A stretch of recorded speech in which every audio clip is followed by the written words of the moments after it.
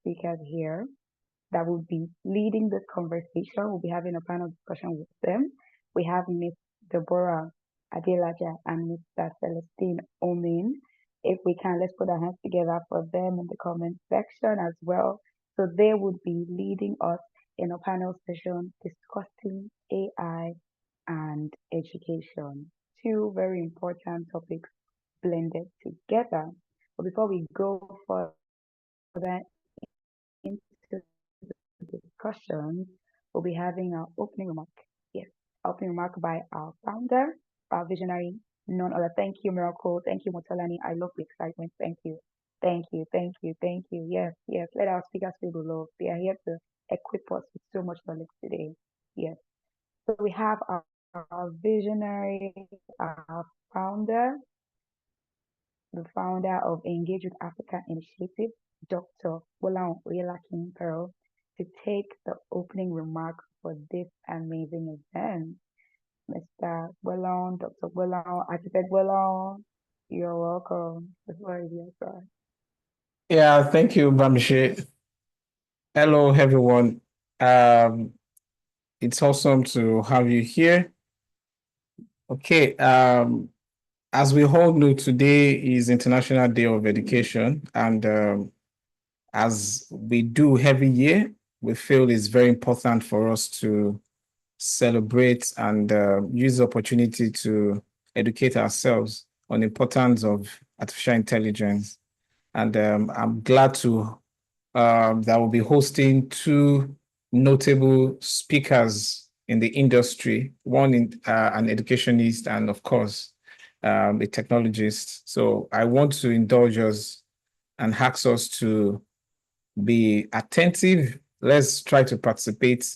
If you have questions, I'm sure that our moderator will guide us on how to have decorum. But more importantly is the fact that you need to ensure that you have key takeaways because technology has come to stay. Whether we like it or not, we need to find a way to integrate technology into our living. And this is exactly what the focus of the International Day of Education is this year. Technology is not going to replace us. Technology is something that has to be integrated into our living. So in the field of education, it's not going to displace educators, it's rather going to enable them to be able to do better, and deliver higher performance. So once again, I welcome everybody and I hope you're going to have an impactful educative session. Thank you. Over to you, moderator. All right. Thank you so much, Architect Bola, for that very brief but concise remark, telling us what to expect from today's panel session and even from our speakers. If we can, let's put our hands together for him. We can't be tired. We are here together. We're here to learn. And like in the true spirit of being a student, we react to what is being happening. So please let us put our hands together for Dr. Bolahon. All right, we're going straight into it. For the panel discussion, we are talking on the topic harnessing AI for education while preserving human agency. Harnessing AI for education while preserving human agency. So AI is not here to replace, it's here to augment, it's here to improve. So how can we harness AI for education? Right, and this panel discussion will be taken by two amazing speakers, well versed in this field and qualified to be taking today's discussion.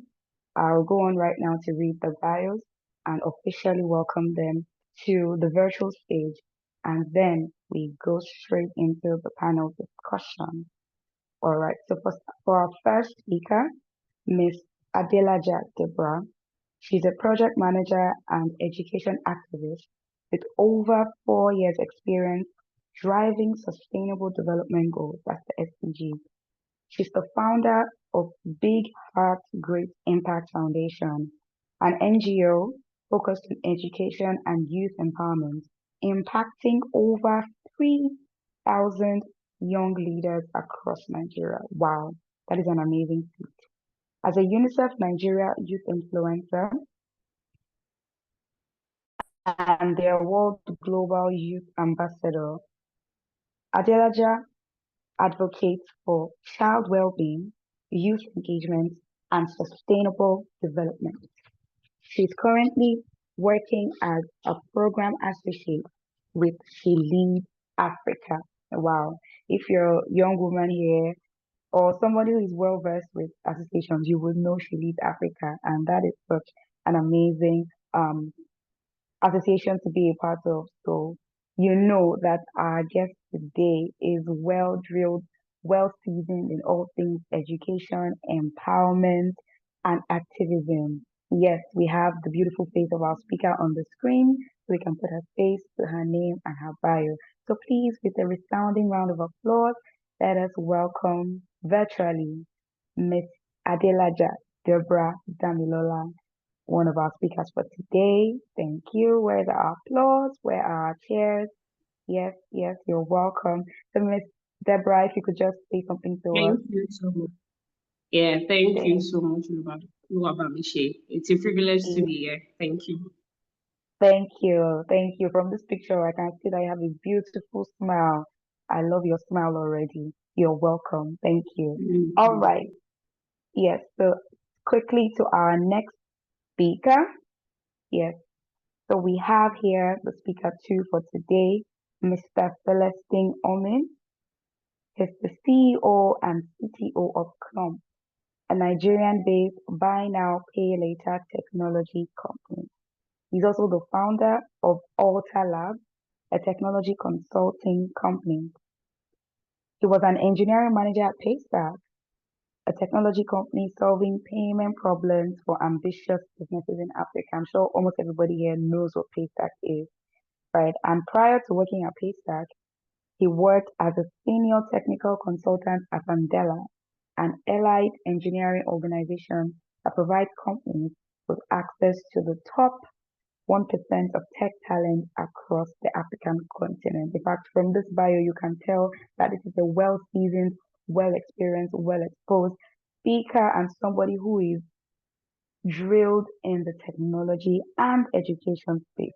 So please, can we also, with a round of applause, welcome to the virtual stage, Mr. Celestine Omin. Mr. Celestine, if you're here, can you give us a feel of your energy, of your voice? You're welcome. You're welcome. Hi, good evening, everyone. Thank you very much for having me. Thank you. Amazing. You're welcome. Thank you. Thank you. Thank you. All right. So we're going straight into the conversation today. I would like to point out that if we have any questions, feel free to note them down in the course of the discussion, as we wouldn't want you to forget them. But we would only be taking questions at designated times for Q&A, so that we are very orderly and we can move accordingly to the program, right? So make sure to document your questions. We will take them when it's time for questions. Thank you. All right, so we are going to be starting with the first question for today, and I would be addressing this to Ms. Deborah. So now this question says, how can educators effectively integrate AI tools into classrooms without compromising the role of teacher? Very important question. And then a follow-up question is that is, what are the essential skills and competencies that students need to develop to thrive in an increasingly automated world? So what are the skills and competencies that students need to develop, like personal development for themselves, so they can thrive in today's automated world? Yeah. Okay, thank you so much. Thank you. So the way I wanted this panel session to go is that I want us to actually look at the questions together. So for everybody, even in the chat box, I want you to also, like the way I'm speaking, try to imagine the things. The truth of the matter is that I don't want to come here and speak theoretically. Let's not go theoretically. Let's look at the things that actually happen every day to address these questions, because it is through experiences, even in the education space, that you're able to actually see how these things can influence the education sector. So you're asking that how can educators effectively integrate AI tools into classrooms without compromising the roles of teachers? So the thing I first picked out from this question is without compromising the roles of teachers. You see, when I'm answering this question, I'm here to first of all tell you, oh, okay, AI cannot actually take the spaces of teachers. But when you begin to ask questions like this, it means that we are even seeing the possibility of things, even in the impossibility of it. I don't know if you got that. It means that as long as we're asking this question, it means that you're beginning to see a little bit of possibility of AI actually taking a space, even if it's just a little sector, from the role of teachers in this space. So if we begin to look at that, that's when we can now start answering the question. We can all actually agree that AI cannot take that space. Good and fine. Now, how can educators effectively integrate AI tools into classrooms without compromising? So I grew up in a family of educators. My mother was a teacher, my father was a teacher. So it should not even shock you that I am advocating for education because I grew up in that space. So when it comes to experiences about how educators thrive even in the classrooms, believe me, I completely understand that aspect. So when we now bring AI into the sector, it means that AI is a problem solver. That's what AI is. AI helps to solve certain problems that you probably see that takes longer time to probably execute. AI now comes in that space where it is providing you solutions, even to help you manage those tasks properly. So if we're integrating that, let's look, what are the issues that educators, teachers have in this space? I think the first thing I remembered was lesson notes. That's because I have helped my mother write lesson notes too much, severally.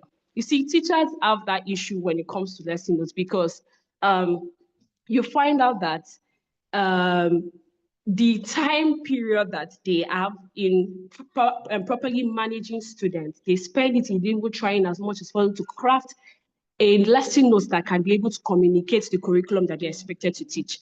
Recently, I was having a discussion concerning a conference that's coming up in this education space. And this conference, one of my fellow sponsors, she was talking to the teacher.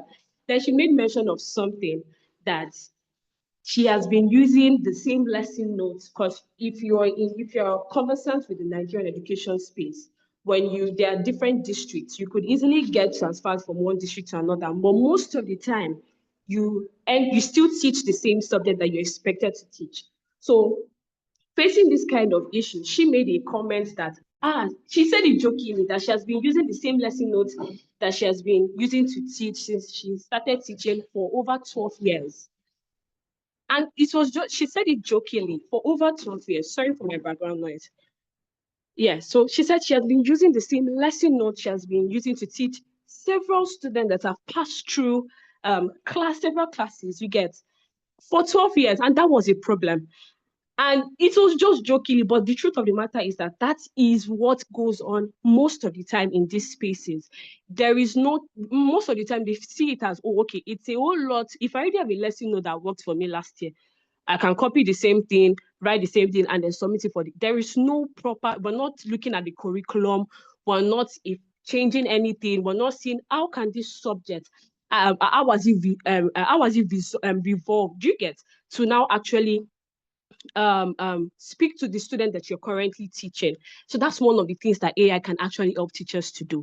You see, you could easily, that you prompt AI on how to deliver certain tasks. So just imagine as a teacher, if you know that, okay, this is the curriculum for this particular thing, you can easily ask AI tools to help you to strategize your topics for that particular subject in respect to what is the current trend. Do you get? So that way, even when you have your previous lesson notes, you're able to do comparison to what you were teaching before and what has evolved. Do you understand? So that way, even for teachers, it could easily help them. I think people are beginning to misuse ChatGPT.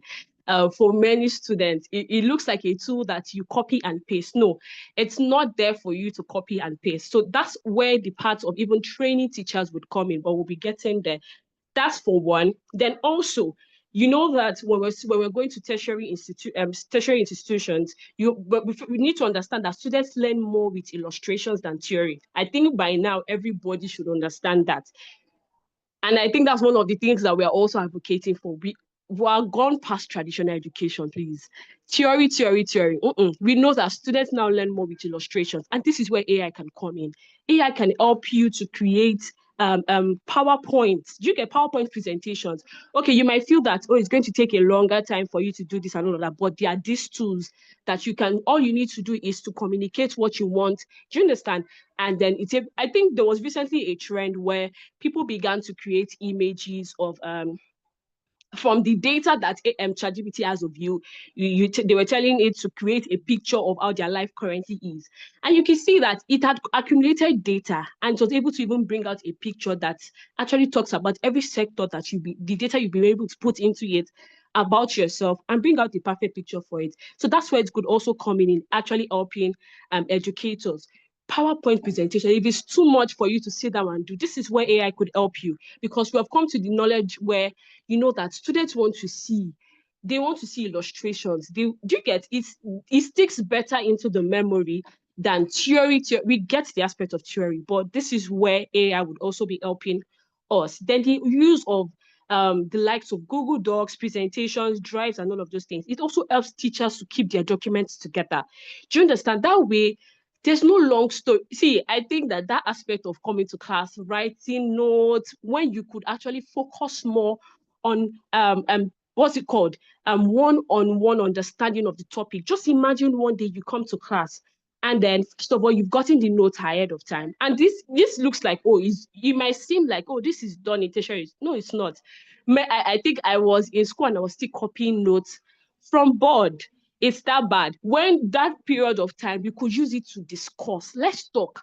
I think that was also a part, I think in my 300 level that I began to see that it was being integrated in school, where most of the time in class, we actually discuss the topic. What is it that you do not understand? Okay, the lesson notes, the notes have been sent to you beforehand. How can we begin to discuss about these things? Do you understand? So that's also, it actually makes learning faster. Even in Canva, everybody use Canva today. I know that there are even AI AI is also incorporated into Canva, where you could make designs as faster, more faster you get. And through this, teachers can actually focus on mentorship and nurturing students. So let me go to the second question. I hope you have not lost me yet. No, we haven't. We're learning a lot. You're dropping gems. Okay. So the second question should be that what are the essential skills and competencies that students need to actually develop to thrive in an increasingly automated world? See, as much as we're now telling teachers that, oh, you need to start imputing and putting AI into all of these things, you also need to know that the students also need to be educated about those things. There has to be a balance. We're talking about a balance here. The teacher knows, the student knows. There's a balance. Do you understand? The teacher is just like, you know that, okay, your teacher is there to teach you. Good and fine, which means that it means that you have come to an understanding where this person knows more than you do. But where we are looking at AI tool here is that it can help us. We're looking at AI tool as a problem solver in this sector. So when we're talking about that, you said you are looking at digital literacy for the students. So that's why we are also pushing to emphasize that even the educational curriculum should reflect such topics. I actually just dropped a post for education advocacy, and it talks about the things that the government is imputing in the new curriculum for education, for primary to junior secondary education, and you're bringing the likes of robotics, they're bringing the likes of construction skills and all of that. And the truth of the matter is that that's a promising solution. It's a good one. It means that even the government are beginning to listen. But let's not forget the fact that there are still other things that we need to settle here. Are these teachers actually equipped to teach this thing? Not that you get to class and your student is telling you out.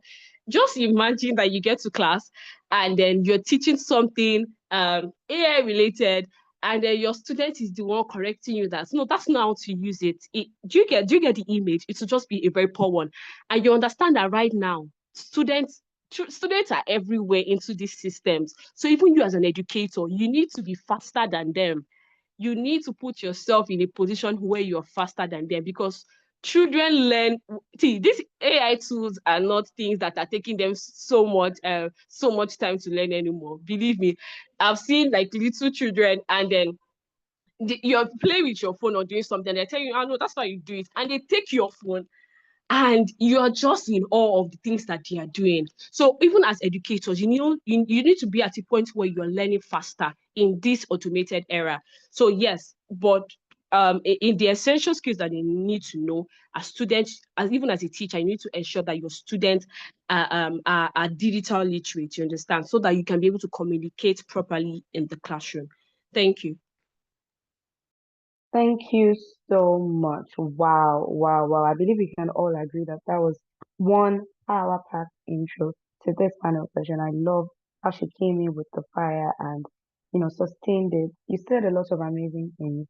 Your first opening statement that I caught on immediately was that AI it's not about AI replacing or eradicating. AI is a problem solver. And in the educational sector, it is a problem solver. And then you went on to paint a good picture about the different ways that AI can solve the problems that are inherent or that have been in this educational sector for long years, from making notes, lesson notes writing easier to even the note taking for the students, making the teachings more relatable with illustrations, improving and evolving the curriculum, lots of things. I really, really love all that you said. And I could relate to the note taking part actually, because when I was in uni, we had gotten to the point where I went to a school where they are big on innovation and technology, right? So we were not really writing notes in class anymore. All the notes are already made, they are uploaded. You can always get them in class. And then in class, we sit, we talk, we look at the interactive board and discuss, have presentations. And truly, there's a difference when we go out because there's a better understanding of what we have been taught, right? And when that change happens, even for the students, you can feel it. So I totally, totally agree with everything you said. And I hope that, some of these proposed solutions will actually come to light in Nigeria. Thank you so much, Ms. Deborah. All right, so we're going straight to the next question. Okay, someone wants to say something.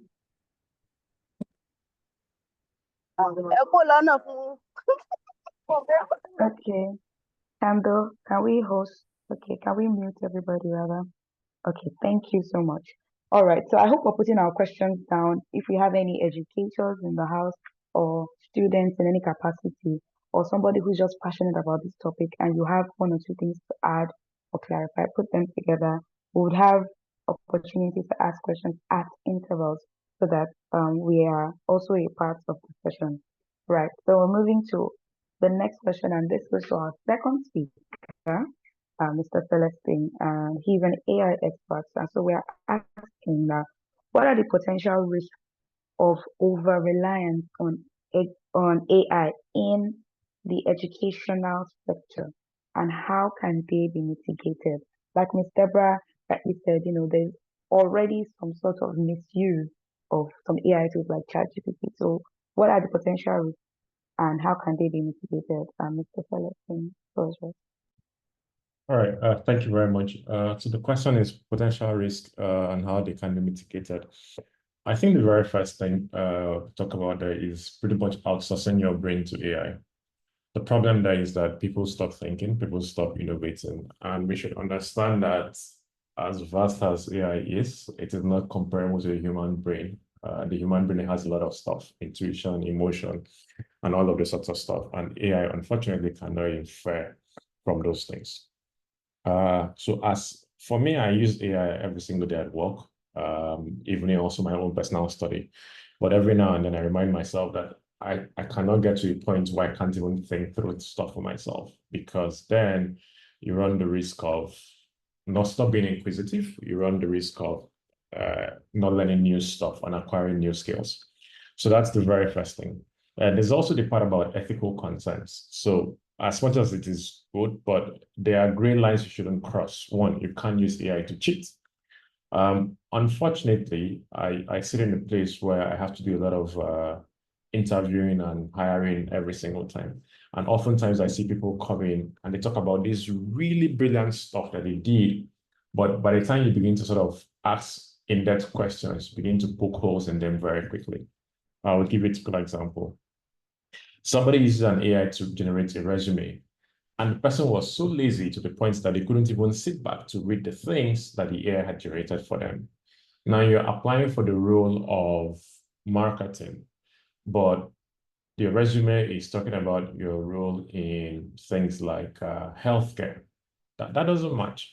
Now, so very quickly you can begin to see that, look, this person didn't do this thing by themselves. They just generated this thing, copied and pasted.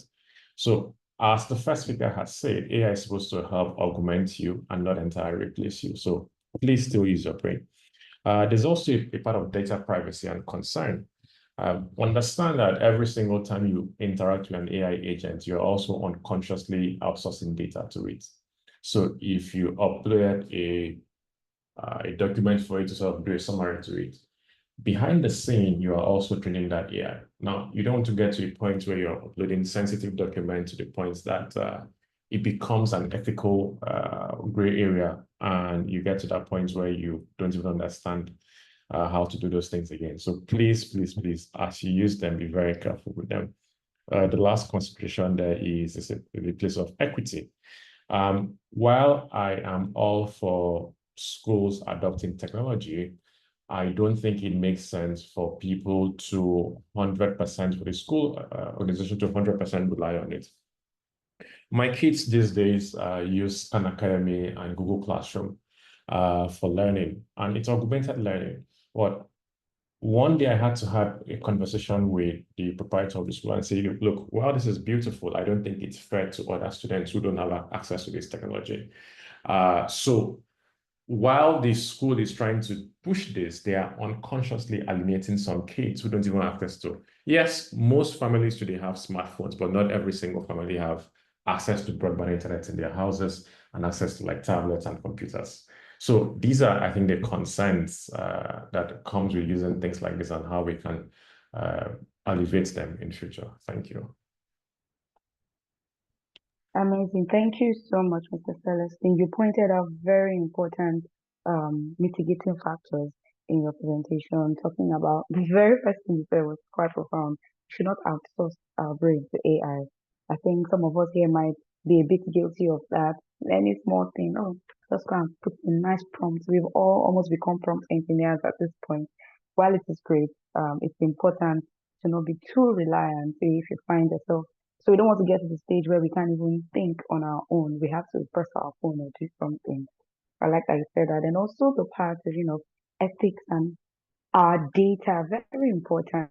As much as people use AI today, I don't think people actually realize that there's the AI is in need of data. So the more data we give it, the more it's being trained. And it's very important that we don't put in our sensitive information there.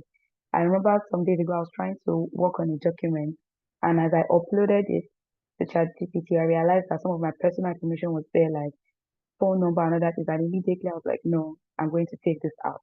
And so some of these little checks, people actually overlook it. And before you realize you're putting all of your personal data out there, because these people are collecting data, whether we want to admit it or not. So it's important to be careful of putting out sensitive information. We should be ethical and should not outsource our brains to the AI tools. I have some follow-up questions from these. So I'll just quickly ask Mr. Celestine, and then we go back to Ms. Deborah. So Mr. Celestine, you mentioned how, for your kids, educational stuff, that it's a bit unfair to those who don't have access to it. So do we say that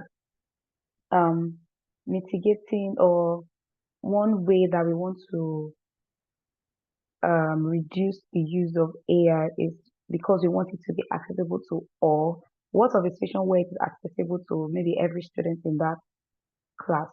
Would you still have the same concern of them learning a lot from the AI teacher, or it's just because of the accessibility, or you actually believe it shouldn't be all online teaching? I think that's my question on that. No, I think my major concern here was just over-reliant on it. So for instance, my son, one of the classes he takes in school is Yoruba. And yesterday he got back from school and typically he comes home with assignment and said, oh, by the way, my class teacher said I should go on Google Classroom and take my Yoruba class there. Well, that's beautiful. That's nice. And we did that. But consider the second child who doesn't have access to Google Classroom. So what are you doing to that child? You are pretty much excluding that child from having access to this information. While I am all for modernization, I think we can't just jump headfirst into it. It has to be a gradual process. So you can use Google Classroom to augment whatever it is that you're doing in school, not pretty much just pushing everybody to go do that, to go use it. I think that's, for me, that's why I think it's unfair, and it sort of denies people the opportunity of accessing this information. The vast majority of people here live in Lagos, and I speak as someone that live here. I have access to 3 ISPs in my house. I have a Starlink, I have 2 other ISPs, I have a fiber running into my house. But if you take a step out of Lagos and look at some of the neighboring states in South, South, and Southwest, not so many people have access to those things. Now, I consume about 2 terabytes of internet at home every single month, and I pay less than 50,000 naira for it. If I'm supposed to consume 2 terabytes of data, if I sit out of Lagos, I'm pretty much paying an arm and a leg for that. So that in itself also is a way of excluding people. So I think that for me, that's my point, and that's my argument. Okay, okay. Thank you very much for speaking on that. And yes, it's totally understandable. Let's quickly move to Miss Deborah. So I want you to tie into this conversation because a lot of this has spoken on the educational aspect, Yeah. teaching, and then it also relates to the next question, which talks about ethical concerns to the use of AI in education. So you can just take it from there. Okay, so I think I'm going to stop from where Mr. Celestine stopped because of that point that he made. When you look at the inequality of where AI might be leading to, in the undeserved areas, it might now even become a bigger problem than where we are currently. You know that as educators, as advocates and activists, we're trying as much as possible to get these underserved communities to the point that we are at right now.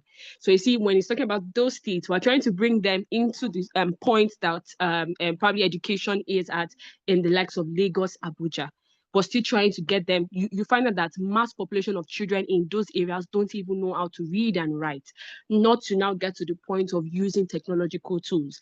So now imagine where there is now this, first of all, we are still on the point of trying to get that problem solved. So by the time we're integrating AI into certain places, what about the people that are actually unable to afford these things? It means that we're giving both the government, non-government organization, activists, all of those people an higher tax, which means that we have to be able to provide all of these technological tools. We have to make them accessible for the students as much as, and I think that's part of the things that EYAI is doing. So as much as we are trying to get them, first of all, to even know how to read and write, to even bring education to their space, creating schools, getting teachers. It means that by the time we're saying that we're leveling up to AI technological tools, we need to not leave them behind. And not leaving them behind is gonna cost a whole lot. Like, well, this is a discussion, so we're talking about that. So it means that we begin to look for the solutions as much as we are focusing on getting schools there. If the world is moving, they have to move also. We cannot leave them behind. So that is like one of the concerns for us actually in the education space, because we're saying we're moving faster. We've not gotten these people to point one yet. They were still trying to get these people to point one, and it's looking like the world is getting to 0.5. And we know they can't be left behind. So I think that's one of the concerns. And people, or you see organizations are actually trying to ensure that. One question I wanted to throw to everybody, so make sure that we are all still here. Has anybody read the terms and conditions of any AI platform? I want to actually see our responses in the chat box. Sincerely, have you read any terms and condition of any AI platform? I think if anyone wants to answer with their voice, you can raise your hand. I think we have um a few minutes for that. If you want to speak, you Yeah. can raise your hand. We're Okay, yes. 28 on this Tolani, call. Please. Okay. Tolani, you can go ahead. No, it feels like it's so much fine print, and I should do better because I'm in the tech industry. But I don't think I've Mm, ever read them. I just click on mm, I agree and then move along. yeah. Yeah. Okay. I need more responses in the chat box, please. Our number is more than the responses I'm seeing. I want to, if you have, like, please tell us that actually you've read a terms and condition of an AI platform before. Knows. So it's like the nose have it. So that is one of the things that one of the concerns even in the education space, because it seems like we trust these people too blindly. Like, it's a trust that I do not even understand. And the funny thing is, I'm also a victim of it. I have not read anyone before, but oh, okay, there's a current trend. Oh, now you can use design AI for this. Oh, now you can use Gemini for this, you can use Meta. Even when Mark Zuckerberg introduced, when we saw the likes of Meta, I don't think anybody read. We didn't read anything. We just jumped into it and started using it. And that's also part of the things that we would need to actually educate our teachers on, because privacy and data security is going to be important. I think we've seen a whole lot of news go around, even students hacking into certain industries. It's as bad as that. So now imagine that we're creating a space where data is regulating even grading systems, data is regulating grading systems, test scores, examinations, and all of those things. There has to be proper privacy of these children, proper security of these children's data. You might just be shocked one day that your examination questions have been leaked out even before. Things like that. It might sound funny, but there are things that even as educators we need to consider. What are actually like very strong tool verification, tool authentication verification that we can actually do to secure these data, to secure all of these things. So these are concerns. As much as we love the things that AI is bringing to the table in the education space, but we also need to be to be on the lookout that how is this actually going to secure the data of these students? Do you understand? How I'm sure that even schools would have the addresses of students. Do you get? Schools are going to have the addresses of certain students in their database. How is this secure? How do we know that there's not going to be a threat? Somebody's, or I think far and wide, somebody is not going to hack into the system, take addresses and decide to do all sorts of things. Do you understand? Things like that. So it's part of the things that we actually need to be concerned about. Then also the concern is that even teachers don't get lazy in the use of AI. So even as we that are students, we that are daily users and everything, you find out that I think Mr. Celestine also talked about that aspect where you are completely dependent on AI. I'll give you another illustration because these are things that we're doing every day. A friend of mine told me that the moment he knew that he was in trouble was the day he asked ChatGPT to answer. He asked ChatGPT to answer a question. Then he said, answer it like a human being. He was not satisfied with what AI gave him. Then he said he asked AI to answer it like a human being. Immediately he said that was when it dawned on him that he was in trouble. Like there was a problem. That how would he be asking a technology tool to answer a question like a human being? It's that bad. Do you get? And the truth of the matter is that it's because there is we're seeing a complete dependency on these AI tools. You find out that people cannot think for themselves. That is one of the issues that educators are having with this AI thing. Because I think there was also a case of a student abroad that that was told, I think he failed. I think they even expelled him from a university abroad because they saw that his final year, like his what's it called, his thesis was all ChatGPT based. It was all, so there's a complete dependency on the tool, which is if teachers are saying that they are going to begin to integrate these things, we're concerned that teachers would also not completely depend on all of these things. Let us not be seen in our children's notes additionally. if you know what I mean by additionally, you will get the point. Let us not be seen additionally in our students' notes too much, because everything is based and collected from AI. So these are the concerns that I have for the education space. Thank you. Wow, wow, wow. Thank you for that. Thank you for that. You said a lot of things, shout out some of our tables as well. Thank you, Mr. Celestine. Thank you, Ms. Deborah, for the answer so far. Indeed, there's a lot to actually think about. As much as it comes with pros, it feels like it comes with, a truckload of cons as well. And it might be bothersome to some, but it's like a ray of hope to others. We will come to some of these things as we progress. But let's go to the next question. So I'm going to um, direct this question to Mr. Celestine. And this one says that could you share examples of how AI is being used successfully in education to enhance learning outcomes? Yes. Could you share some examples of where you've seen it? And also adding to that, what ways do you think, because we've seen that there's a huge gap, especially in Nigeria. So for somebody who works in tech, who has worked in tech for a while, what ways or what are the strategies that actually make sense that you think that can be deployed to ensure that this AI is integrated in the educational system in Nigeria? Okay, all right, thank you very much. So the success story with regards to AI and its application in the educational sector, I think for me, the very first thing is personalized learning. I have two kids. I would use my kids as an example. I have two kids. My son is 8, my daughter is 5. And I realized that the way both of them learn, it's very different.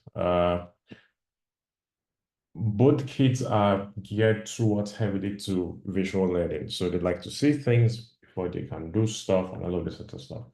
And on their tablets, there's a tool or there's an app called Khan Academy for kids that I have it for them. And Khan Academy has this AI tool called Kanmingo. So pretty much you can ask Kanmingo questions and it could sort of give you responses to them. So I think for me, that's the very first thing that I have seen. So remember how you take a live class, and in those live classes, you can raise your hands, you can ask questions, all of this sorts of stuff. Unfortunately, in today's world where things are very quick, people are learning from all manner of places. I, as a person, I learn a lot from YouTube.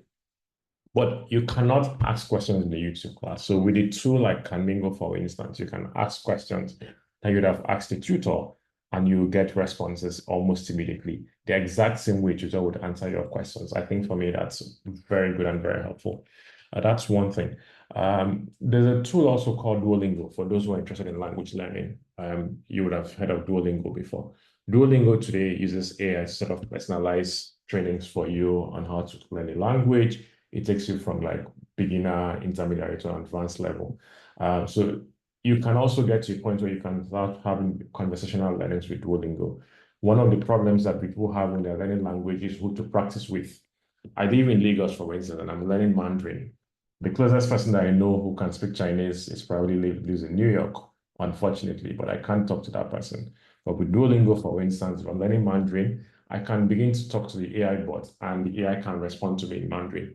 That way, my learning is accelerated. My retention becomes a lot better because, of course, practice leads to a point of mastery. So these are the two places that I have seen how AI can sort of become an aid to us when it comes to learning. The other part is a place of accessibility. We have people today who are, one, hard of hearing and also who are impaired when it comes to like their vision. AI now has tools like text-to-speech and speech-to-text that can allow you to learn. So imagine the world of difference when you're studying as a person who is hard of hearing and all of a sudden, or you have impaired vision and all of a sudden, instead of spending a lot of time to read those texts, AI now begins to convert them into speech for you. I read a lot of articles almost on a weekly basis just because of the job that I do. But in recent times, finding the time to sit down and read, like, 30 minutes to an hour becomes really hard just because of a lot of things that I do. And if you live in Lagos, you know how life could be stressful. So I spend, good number of time in traffic. So what I do is that there's a tool that I use called 11th Lab. I copy the article and put it on 11th Lab, and it converts it into a text for me, into an audio for me. So I now listen to those things. So it turns into a podcast. Now, if you listen to them more than once, all of a sudden it begins to stick in your memory. Your assimilation becomes 2 times faster than the ordinary person. And if you needed to sort of pause, rewind, all of this sort of stuff. So for me, it makes learning very quick. And also, but most importantly, learning becomes really fun and engaging. So the time spent in just concentrating on reading on a screen, I can do something else while reading simultaneously, even though it might be as passive as possible. And also, before I go to bed, the last thing I do is I put on my headphones, put on a chapter of a book, and it just reads it for me. Even if I don't complete it, by the time I wake up the following day, I replay it. And if I do that consistently, I could easily cover a book in 3 to 4 days, something that would have taken me 2 weeks, if I'm very consistent to do that. So these are some of the ways with which AIs have been able to accelerate learnings when it comes to the educational sector. Thank you. Amazing, amazing. Thank you so much. Thank you so much. I really love how you said it, and it was very relatable because I could understand, personalized training makes it easier, faster, more accessibility. It's really great because you just do things faster, like you said, being able to read without actually, using your eyes by just listening and all of that. That's amazing. Let's do a quick activity before we go forward. So let me just say just 5 people. We have 30 people here on the call. So I need 5 people to just tell me what AI tool they have used to learn or have aided their learning process. I want you to speak if you can speak, and just raise your hand and I'll call you. Let me start first. I'm not one of the 5, so 25 more. I've used Duolingo. The moment you said Duolingo, I was like, yes, yes, I have my streak that I need to complete today as well. I use Duolingo. I use ChatGPT as well to refine my text and all of that. So let me stop there. Yes, who else? Okay, we have Talani. Yeah, you can speak. Hello. So yes, I make use of Canva AI when I have to like do some graphics and I'm creative block. But the thing about it is it doesn't give me exactly what I want. So I have to like fiddle because like I said, AI doesn't exactly know my thoughts. I also make use of Beautiful AI. It's this place where they give me slides. So I just if I want to make like a presentation deck, a PowerPoint presentation, I just input what I want in text and then it gives me exactly what I want in slides, how many pages, the content I want to put on each and every one of it. I make use of Duolingo too because I'm taking French classes there. And I think that then the regular chat GPT for questions, for prompts and all of that. So I think that's it. Thank you. That's amazing. Thank you, Motolani. Yes, I'm learning French as well on Duolingo.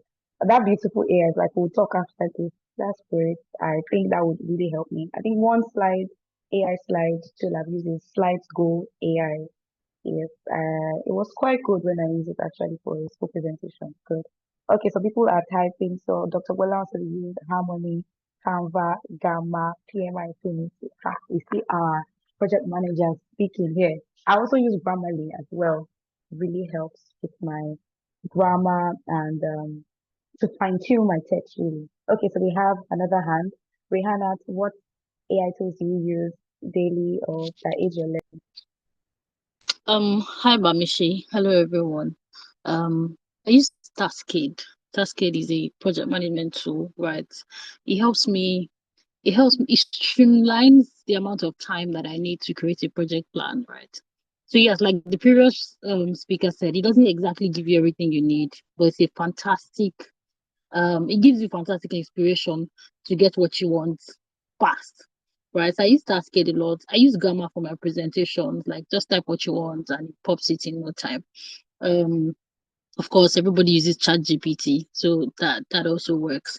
But then Taskade, Gamma, fantastic tools for me. Saves me a lot of time.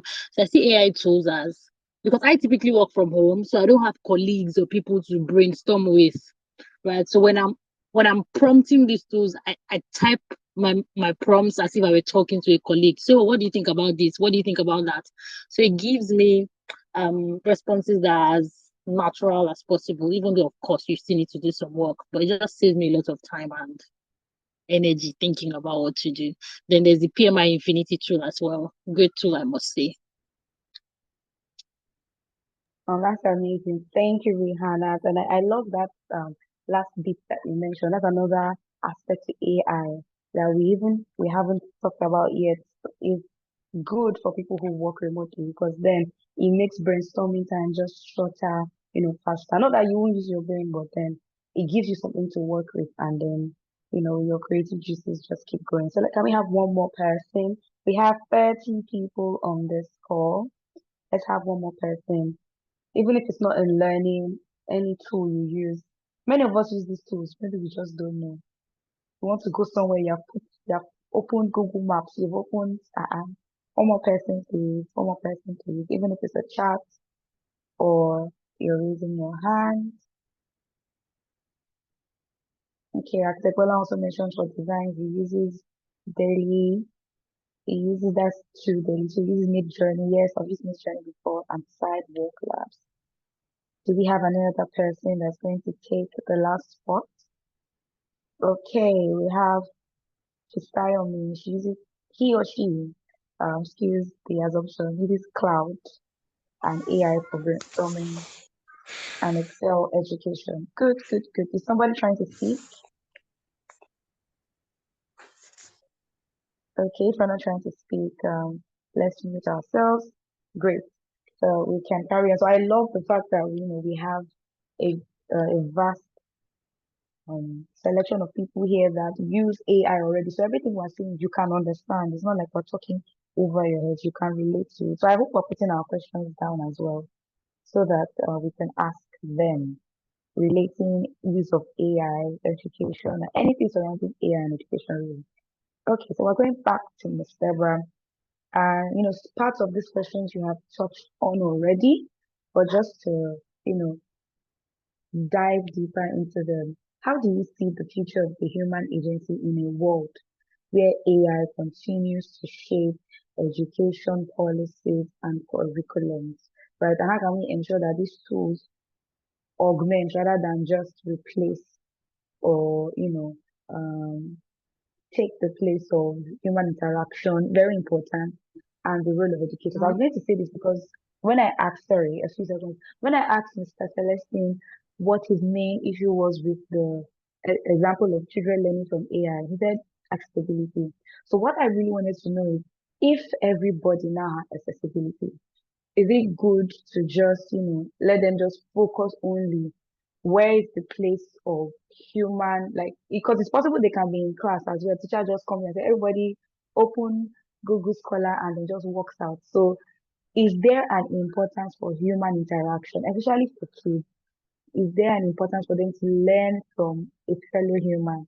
Or if it's all automated and all accessible, is it good? So yeah, that's the part I want to add to your question. So human interaction and all of that. Yeah. Should Okay. AI replace them? Yeah. Yes. Okay. So I think before I go to the like when we look at the main question, the future of human agency, let me answer your question first. So I was reading a data for an application yesterday on PISA 2022. Nigeria doesn't do PISA, but the likes of UK, Canada, and all of that. But on Canada's data for the result of PISA, and PISA is like it's an examination on the mathematics, science. It's just to check the progress of students in those areas. So when I was reading it recorded that students that still had there was a session where students just take it, no teacher relation, student teacher relation teaching and all of that. But it was recorded that the people that scored higher were the ones that actually had teacher-student relationship in those trainings. So the truth of the matter is that as much as you can get things automated, you cannot remove the aspect of one-on-one mentorship. You cannot, even AI doesn't know it all. AI doesn't know it all. AI runs on the data and the information that you feed it. So even data has been able to prove that students passed more because there was a presence of teacher-student relation. So when we're looking at the future in this aspect, so the future of education should actually emphasize a balance. Let there be a balance between AI-driven innovation and human oversight. So we actually need to ensure that there's a structured education, there's a structured educators training. Do you get that would actually support humans, teachers' decision making rather than dictating it? Yes. So teachers themselves, educators need to actually be trained on how to use AI effectively and not abusively. They should not abuse the AI even in classrooms. It should not be abused. Just like you said, the example that you gave, that you come to classroom and then you tell people to start working on. No, that's not what the classroom space is for. The classroom space is for, I think also the aspect of education needs to be understood, that education is an awesome growth development for every child. We are not just coming there to teach them science, maths, then go home. No, that's not just the work of an educator. An educator is not just there to teach just the subject. It's to actually help the students, the children, develop all round, you get. So by the time you're replacing so many things with AI, there's not that personal communication where a student has an issue, they cannot communicate it. You just imagine your child is asking AI how to talk to their mom because their dad is beating their mom. Do you get things like that? And it's that sensitive. You know, I'm telling you things that we see in the classroom. Do you get things that actually occurred back there? So as much as we understand and embrace what AI is giving, we cannot remove this aspect. So teachers actually need to be trained on how to use them. There should, I believe that there should, I don't know if there is, because I have not seen, and I just shared with you that the government, the Nigerian government, let me be specific, is creating a curriculum it's creating a curriculum for AI subjects and all of those things. But there should actually be an AI manual for teachers, like an AI regulatory manual. Let's not assume that, oh, they also know how to use it. No, that assumption will only kill our students in the class. It will only kill them. So let's actually create such. And let there be a constant reminder that we are smarter than an AI. See, you know that when you want to stick something into the brain of a child, you say it constantly, you say it repetitively. I'm sure that if I ask some people here that what is that one thing that your parent always says, you will be able to bring out one thing because you find out that that's what you find your parent always saying. So let it be a constant reminder, even for the student, that you are smarter than AI. As much do you get? You say that we created it. AI did not create itself. Do you understand? So when you constantly tell a student, that a child, that this tool that you're using, you are smarter than it. Do you get? Not that, oh, this tool can help you do this, do that. Yes, good and fine. But let there be a constant reminder on that. Also, we need to look at our policymakers and educators. They should be able to retain authority over curriculum. We're not saying that AI should start determining our curriculum, because the truth of the matter is that there'll be a little bit of bias where you find out that the curriculum might eventually begin to what's it called? The curriculum might be directed to probably the system of the US, the UK, and things like that, because it might not have enough data on the education history of Africa, Nigeria, things like that. You get? So even policymakers and educators actually need to ensure that they have authority over our curriculum design. Our curriculum design should not be AI centered at all, because the truth of the matter is we can only identify the problems that we face. So we should be able to think for ourselves the best solutions for them, and then we can now invite AI. Then also, there should be a blend in learning. I think I also started with that. We should not remove traditional education on child, students, and teachers relations. So why AI can help us optimize these processes, we need to foster creativity, critical thinking in students, and even emotional connection, so that we can actually remain we can actually become dominant factors even in dominant what's it called? We can like be domains for human educators here. Thank you. Thank you so much. Thank you so much once again. You've done justice to that and, shed more light on the directions that are necessary to take. And the bottom line of everything that you said is regulations. There has to be regulations to whatever it is that we're doing, especially when it comes to the use of AI, so that there's no outright elimination of one aspect, right? Regulations, very important. The final question to Mr. Celestine. At this point, if you have a question, we'll be taking 3 questions before we close up. So, Mr. Celestine, as we wrap up, and you can also contribute to any other question that you feel the need to. But to wrap up, how can we bridge the digital divide and ensure equitable access to AI-powered education for all students? I mean, this is something you have touched on at different points. Yes, and then regardless of their socio-economic background or location, is this a possibility? If so, how can we bridge that divide?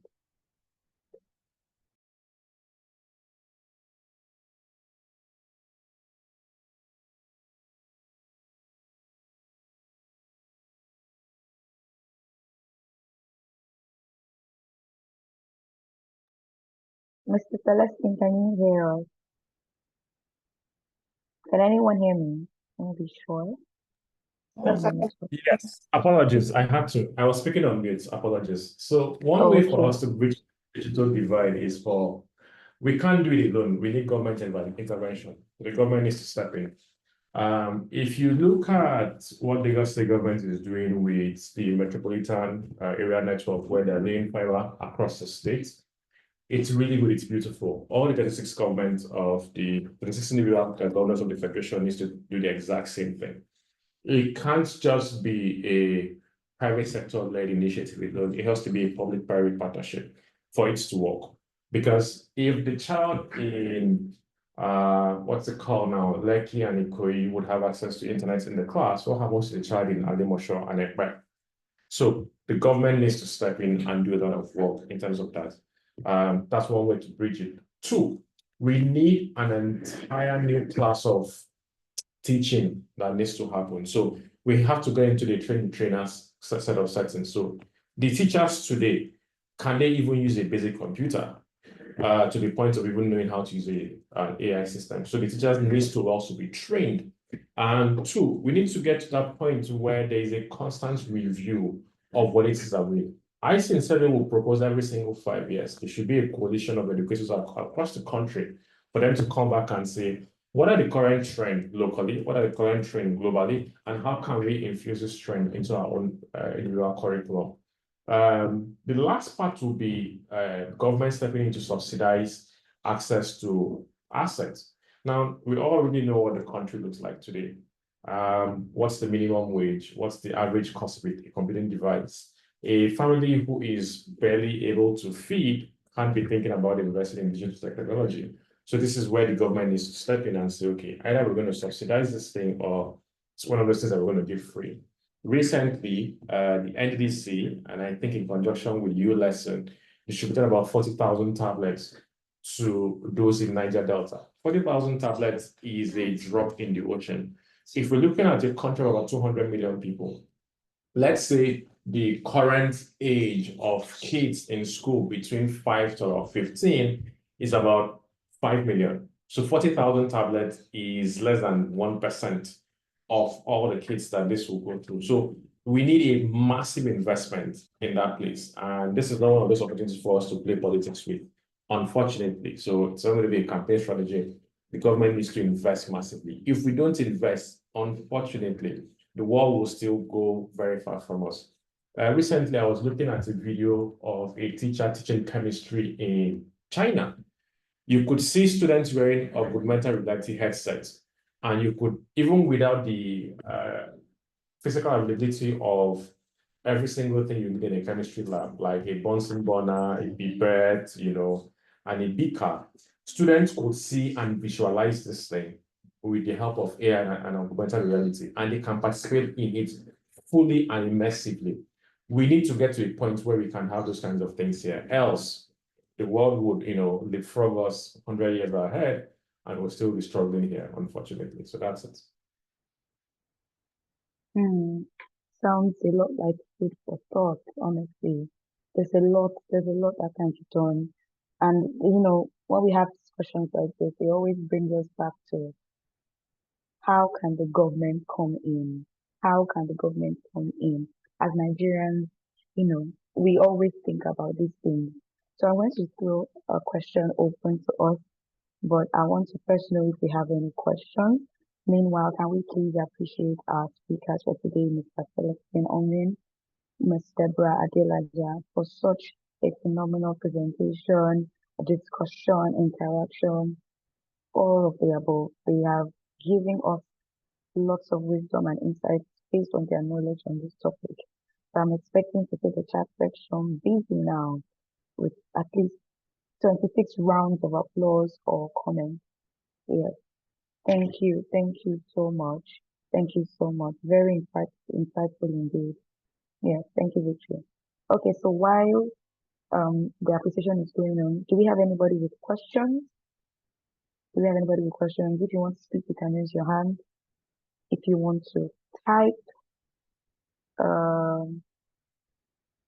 yeah, you can also put down your question and I'll look out for it. So any questions? So we'll give about a minute.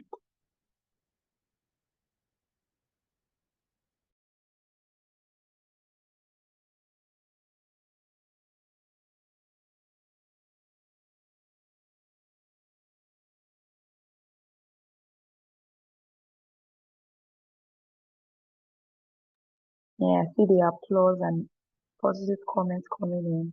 Thank you. To our speakers, we truly mean this. This has been a beautiful and insightful session. Thank you, thank you, thank you. All right, so while we are coming up with our questions, because we'll be wrapping up soon. Okay, so we have one hand. So I'll just save my question for later. Dr. Kwela, you have the floor. Okay, thank you. Thank you, our speakers, for the knowledge you have shared and the information you've disseminated to us. So I just want to come from another perspective to look at this issue of AI development in the education sector. I remember when we transited into the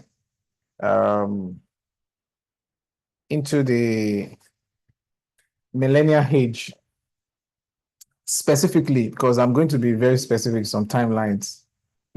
At the dawn of 2000, there was this buzz around compliance with internet. Then, if by the end of 2000, you don't have an email and you are not on Yahoo Messenger, you were just like living but dead. No other means of communication. It was that time that mailing using letter envelopes. I remember I used to buy a lot of stamps then for myself and for my parents. All these things just faced off within the space of 1 year. I think it's something like that we are seeing with the advent of AI. I don't know how much of disruption this is going to cause and how long it's going to resonate through history. But one thing is certain, it has come to stay. And we're already seeing some of these disruption. And sometimes when we, talk about the AI thing and all of that, we are always coming from this defensive perspective, like, okay, it shouldn't be like this. Just the same way many people never believed that COVID-19 happened. So I'm very certain that there are still some people that are still saying AI or the way AI inclusion is necessary as a hoax. So my question is this: how can we leverage on the major positives? How can we leverage on the major positives of AI so that after 10 years, if this thing hadn't gone and it has disrupted so much, we won't just be laid behind and like, oh, how much we know. I mean, we wish that we've actually done more investments. I will also premise this question on the fact that developed economies are always taking proactive measures in investing heavily into the potentials of new technologies.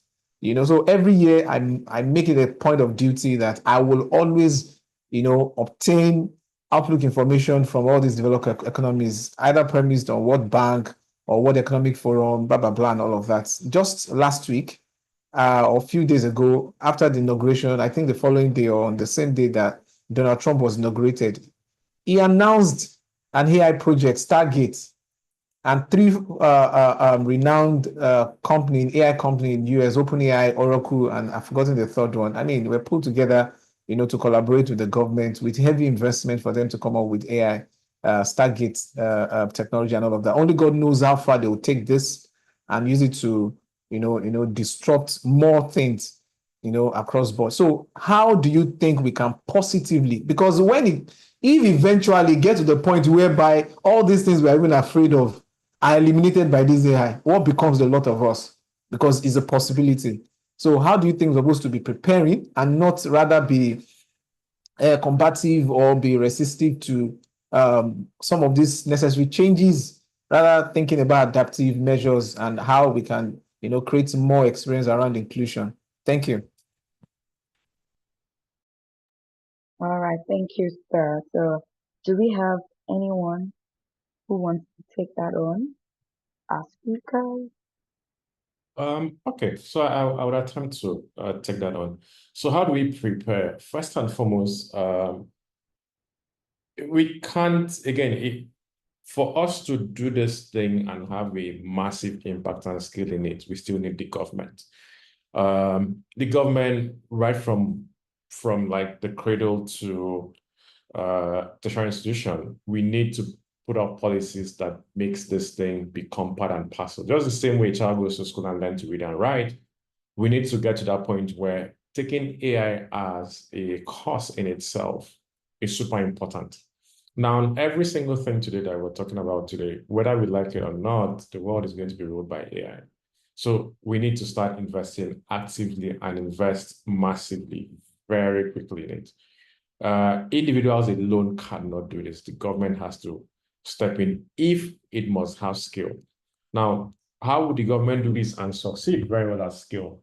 One, set up a think tank of professionals in the country. Again, for me, this is not one of those places where you play politics with it or bring in nepotism. There is no my father, brother, sister, son can do it. No, bring in actual practitioners and professionals and say, for the next 90 days, I want you guys to come up with a blueprint of how we can tackle this. The think tank will involve educationists, people in the academia, and people outside in the industry who are practicing it. Put them in a room together, let them think about ways on how to brainstorm about this thing. Two, put together frameworks as to what implementation will look like. Lastly, also define what success will look like. So we are in 2025. By 2035, which is 10 years from today, where do we want to see ourselves? Do we want to become just another player, or do we want to become a powerhouse? That's one of the easiest ways to solve it. Now, bring incentive for the private sector to invest in it. I pay a fair amount of taxes every single year as a business owner. If you tell me, look, instead of paying this as your tax, we're going to slash your tax by 50%, we're going to take the other 50% and invest into training. It becomes very easy for me to look for 2, 3, 4 primary schools around where I stand. So, okay, first we're going to equip your places with high-speed internet. We're going to install solar in it. We're going to train your teachers so that they can also train the pupils eventually. Now I have an incentive for me to start investing. If you give us this kind of tax break, people are willing to invest in it, so that in the next 10 years, the ripple effects could be felt. If we don't approach this thing this way, we're just going to run in circles, have conferences, and we don't move the needle. The only other problem that's going to happen is that people who are privileged and fortunate will find a way to provide these things to their own immediate family. And at the end of the day, what we're facing today is going to happen again, which is going to be massive brain drain. Because at the end of the day, if I can't see places to practice these sorts of things, then I'm going to move to places I'm going to. Let's look at every single industry today around the world. In healthcare, for instance, I'm married to a person who's in the medical industry. Today, we have telemedicine. How are we preparing for this future? How are we doing those things that can allow us become a powerhouse in terms of telemedicine. Two, today we have robo-taxis. So companies like Waymo and Cruise and Uber at the time are investing in driverless cars. A few years ago, I was in San Francisco. No, I was in Vegas precisely. I ordered I ordered a Lyft like Uber and Bolt. And the car that came to me was driverless. Now, think about the impact of just having driverless vehicles. One, less accidents, and all of the other benefits. So instead of me to sit down and worry about how to drive, driving becomes an enjoyable experience because I can sit down, do work while a car drives into my location. Lastly, also in terms of entertainment, also, we're going to get to a point where the music you and I will listen to will not be recorded by actual humans again, but artificial intelligence. We're already seeing that happening today on a very tiny scale. But in the next maybe 10, 15 years, we're going to have that taking effect in a much wider scale. Lastly, look at industries, look at warehouses today. If you get on the internet today and order from Temu and Amazon, 9 out of 10 cases, whoever is packing your order is not a human, it's a robot packing those things. How are we preparing for those sorts of things? How are we preparing for those futures so that when that time comes, we won't just sit on the sideline and look at these things from afar and just become spectators and not practitioners. Currently, there is World Economic Forum taking place in Davos. World leaders are gathered there talking about this and how it impacts themselves and the economy. Where are the African leaders? Are they there? If they are there, what contributions are they making? Are they going there just because for formality? Or are they going there to sort of make impact on it? So I think for me, for us to have any meaningful progress with this, the government needs to be involved. Thank you. That was profound message, loud and clear received, and I do agree with that. We can. There's only much we can do as individuals or private bodies and all. The government needs to be involved, and this is usually the big unanswered question, which is how. How do we get them? It's not like we can just say, okay, government do this. So where is the how, right? And I think I also want to. Okay, I see your hand, Mr. Deborah. I'll come to you soon. I want to ask, as also somebody who is a part of AI, and this is directed at Dr. Bolan. We have sessions like this, and most times it always boils down to this borderline of, we need the government. And it is true. For massive impact, we need massive capacity, massive hands, and the government is the one that has that. Are there ways that as a body we can actually um spearhead or, take steps to seeing that these things actually happen, right? Do we need like a network of people, or if we're talking like Mr. Celestine has mentioned one too many times, it's not about just talking about it. What can we do? So if we are to take steps, what are steps can we actually do that? Yes. Okay, so let's see Mr. Celestine also raised another hand. Let me take Mrs. Deborah's hand. I think she raised it first. I can't see the Yes. skill off. Okay, yes. Okay, so I think what I wanted to add to Mr. Celestine's comment on that question is what actions do we take now? So I think like it's kind of like a throwback question, but I'm also going to answer myself. I'm asking myself that we've not seen the Nigerian government quite reliable on certain things. So my question is, do we wait till when they are ready? Because even in the education space, you see that even teachers end up putting in certain things in structure because we cannot wait for policymakers. We don't know what they are doing. We're talking here, like we're having a very blunt discussion here. We don't know what they are doing. You see policies, oh, okay, there's this, we're working on this, we're working on that. So this is January 24. The curriculum that the government said they are going to the new curriculum that they said was going to take place in January. I've not, aside from the news of it is going to commence in January. This is January 24. We've not seen anything. There was a whole news, a whole conference, all of these things. So my throwback question is, do we wait for them? Do we wait for when the government is ready? Because of course we know that there are certain things, certain policies that would actually have to take place for these things to be grounded in our system. Like you said, you made a very and I made that's why I said exactly, because the truth of the matter is that by the time we get all of this, by the time we learn all of these tools and all of that, if there are no jobs or nothing that you can actually direct these skills to, I'll definitely go to where my value will be appreciated. If my value is not appreciated here, do you get? So my throwback question is, if we understand the place of the government quite all right, but do we wait for them? Because waiting for Nigerian government, oh wow, it takes a long time. So I think like I said I was also going to try as much as possible to answer, but I'll also give Mr. Celestine an opportunity to also answer. I think what I want to add to that is, do what you can right now. Actually, with yourself, with the people around you, begin to actually advocate for people to invest in these things. Do you get? From like you've mentioned a whole lot of AI tools that your children are already using. If your children are also talking to their friends, if you're also advocating this to your own friends to ensure that okay, their children are also learning all of these things, that way we begin to expand our knowledge, we begin to grow even in technology space without waiting for policymakers. Because the dependency of policymakers, I've learned a lot. Like honestly, this is not the platform for that.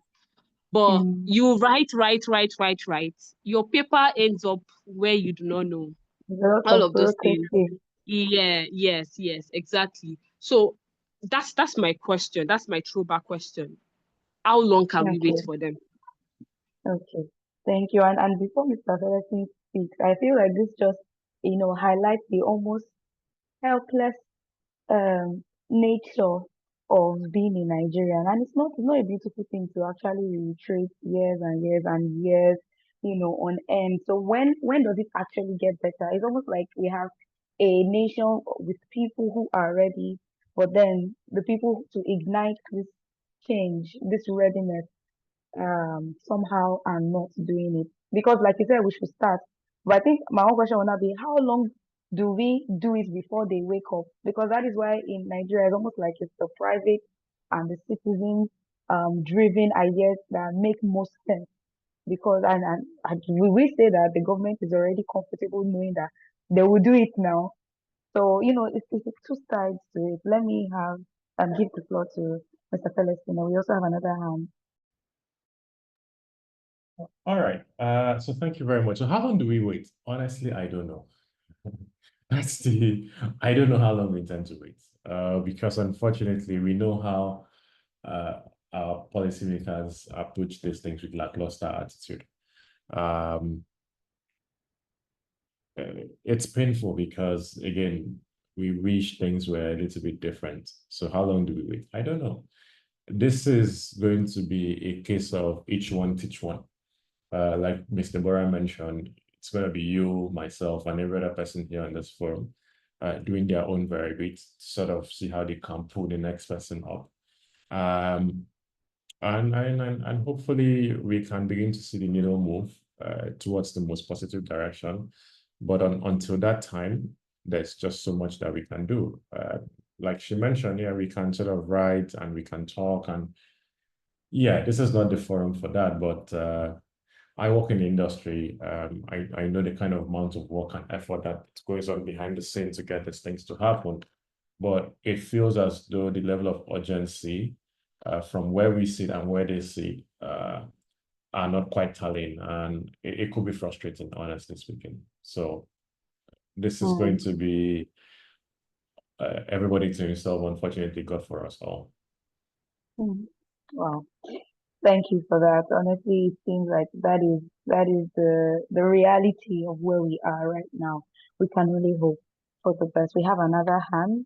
Ms. Adekemi Oyewusi, the floor is yours, please. As Ms. Ms. Tolani prepares to give the announcement.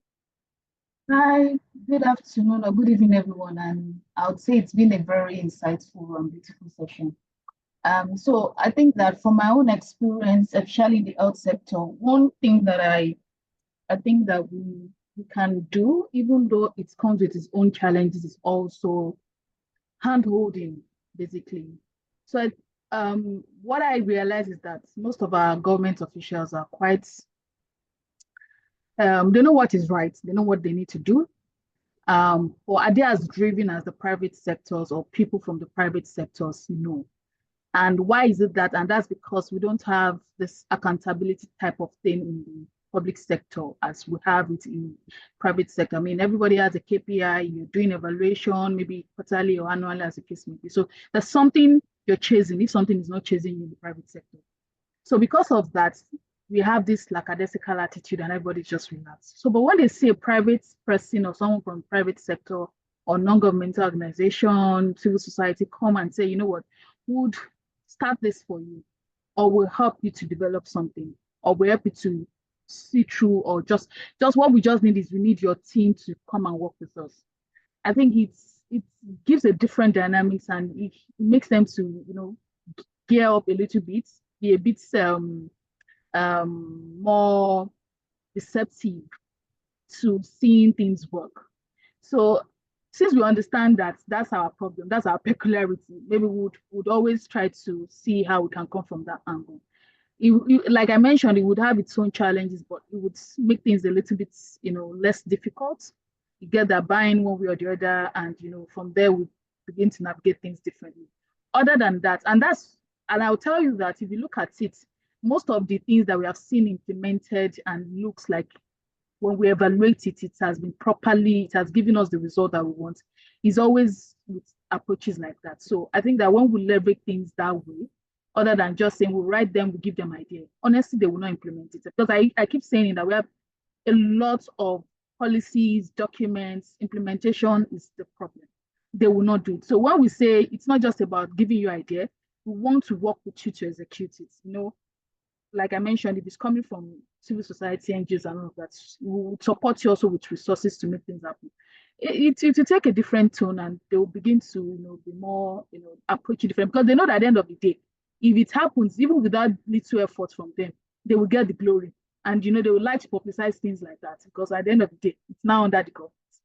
They will get they want to do it better. So maybe things like that would also address it that way. Yeah. They're buying. I just think it might work as well. Thank you. Thank you so much, Ms. Adekemi. You've actually, spoken well, and I think you're speaking from the government side of things now. And it's, I think the vibe we are in currently in the conversations is like reality. Like, okay, after all amazing things said, what can be done? And we're realizing that there's a lot because of the peculiarity of our nation that still falls in our hands. And like you rightly said, the government would not mind being helped. So if we can find a way, okay, this is how our government is. Let us spearhead and then get them to buy in. I think in that way we can see some headway. So the capacity that we need, they can tie into it, and then the vibrancy and the urgency that we have can be blended together. I think for or like what's added, when in Rome, act like a Roman. So for where we are, we would use the wisdom that is necessary and that has proven to work. And I believe, like in a true Nigerian sense, all is well, all will be well. God will help us as we do our best as well. Like tying to what you said, I work with an AI company that's currently partnering with the Nigerian government to develop a large language model, an LLM, for specific to Nigeria and with Nigerian languages, right? The name of the company is Awari, and it's something like ChatGPT, but then for Nigeria. So we can have people speak both Nigerian accented English and 5 other languages: Yoruba, Igbo, Hausa, Ibibio, and Pidgin. So people, also tie into accessibility. You can interact with the model and it would be as natural and, accurate as you need it to be for a Nigerian setting, right? So I understand the part of having to do that public-private partnership. I believe that, with our eyes on the prize and a drive for success, we'll get there. At this point, I would, okay, Mr. Celestine, yes. Last contribution for close, thank you. All right, good evening, everyone. Can you Yes, hear good me? evening. Okay, you are namesake to our speaker. Yes, you can go on. Yes. My name is Celestine Nelson. Concerning Dr. Bolawan's question, I want to say that the ones that will actually excel in the present reality we find ourselves, that is AI-dominated world, are the people that strengthen their unique personal emotional skills. These are skills that AI cannot mimic. If you study the AI very well, you understand that the goal of every AI is to be like human. So if we can strengthen those abilities that we have as humans and those skills that humans perform that makes them really humans, strengthen these skills, you see that a computer cannot mimic these skills easily.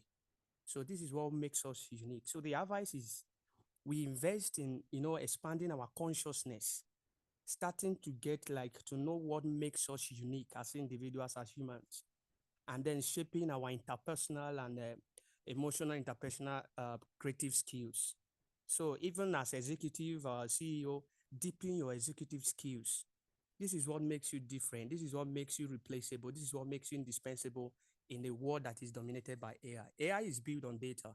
So it makes it so compared to like what my namesake said, compared to a 3-year-old child, it cannot defeat a 3-year-old child when it comes to emotion and consciousness. So let's deepen our interpersonal skills. Then don't over rely on AI. Before I conclude on this, I want to Okay. give us a little task. And when we finish this meeting, just go to any AI you interact with, generative AI tool you interact with, type on it, based on my prompt so far, describe me in 70 words. That is where you know that the privacy of what the questions you are even asking can even reveal your personality, who you are.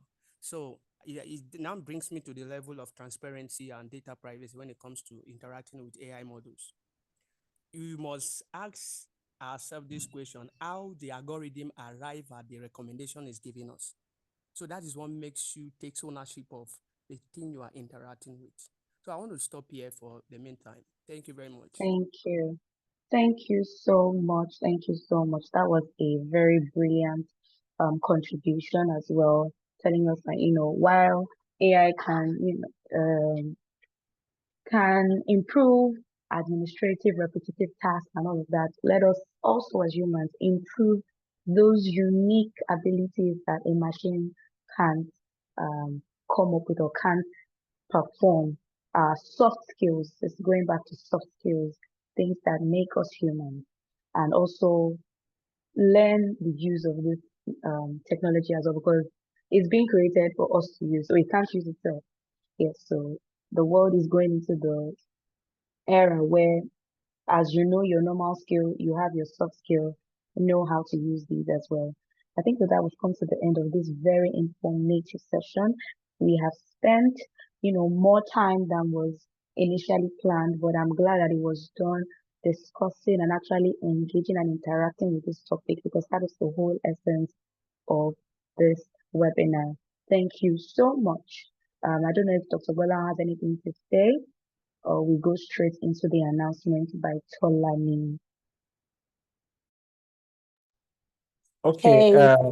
thank you. I'm not sure whether Tolani is still in the room. Oh, okay, she's back. So let me just hand on to her. Tolani, please, you have the floor. Okay, thank you so much. Thank you so much, Akbalang. Thank you so much, Bamishe. You've been an amazing host. I want to say a very big thank you to our speakers, Mr. Celestine and Miss Adelaja. You people were awesome. I learned so many things. There's only so much you think you know, and then you come to somewhere and you see things from very various perspective, and you're wowed that, wow, I can't believe I didn't know this much. So thank you so much for your time. Thank you so much for teaching us, for showing us that AI cannot displace humans. However, we should not also rely on it completely. We really appreciate you, and we pray that you guys continue to grow in boundless wisdom in all you do in Jesus' name. So just in case you don't know, this webinar was put together by the Engage Youth Africa Initiative to celebrate today, which is the International Education Day. And Engage Youth is an initiative that's basically interested in empowering youth through mentorship, through community outreaches, and through so many others, because we want to see the African youth maximize all the potentials that they have left. Please don't leave yet. And so we are at this point in time recruiting new volunteers, new team leaders. And so if you are interested in volunteering with us, we can promise you that this is a family, this is a community where you will learn, you will grow, and you get to meet people that will change your life.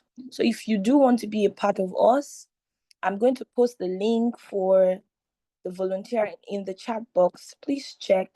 If you want to volunteer as a member of the Engage with Africa initiative, then please click on the link below and fill the form, and someone will get in touch with you as soon as possible.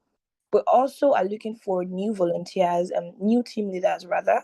So if you know that you're passionate about leading people, you think that you can bring your skill set, because every skill is welcome here.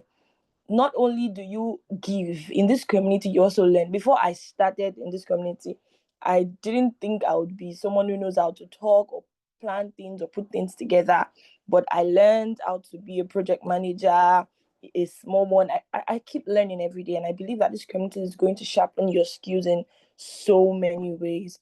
So if you want to be a team leader, then please also fill the link. Click on the link in the chat box and fill it, and someone will get in touch with you as soon as possible. So thank you so much for coming, for joining, for staying, and we hope that what all the things you learned will not just go in one year and go out the other. I pray that they will last, they will change you. This is a new year, so they will help you plan your year, they will help you become better, they will help you achieve all of your dreams. Thank you so very much. Bamishe, back to you. Amazing. Thank you, Tolani, and well done on all the planning and organizing of this. Once again, a special thank you to all of our speakers, Ms. Deborah, Mr. Celestine. Thank you to you, all 30 of you that were here at some point in this event. Thank you for joining. Thank you for participating. Thank you for learning. And thank you for now being ambassadors of using AI the right way and improving education in Nigeria, wherever we find ourselves. Please don't forget all of the announcements given. Be a part of the Engage with Africa community, and we hope to keep engaging and equipping you to be change makers in Nigeria and the world at large. So for me, it's been amazing being your host today. Thank you for joining us from Dr. Palong, Tolani, all the executives, and everybody at Engage You. We say thank you and goodbye. Once again, happy International Day of Education. Thank you, everyone. Thank you so Goodbye. much. Yeah, we'll catch again very soon. Thank you. Very, very soon. Bye. Bye.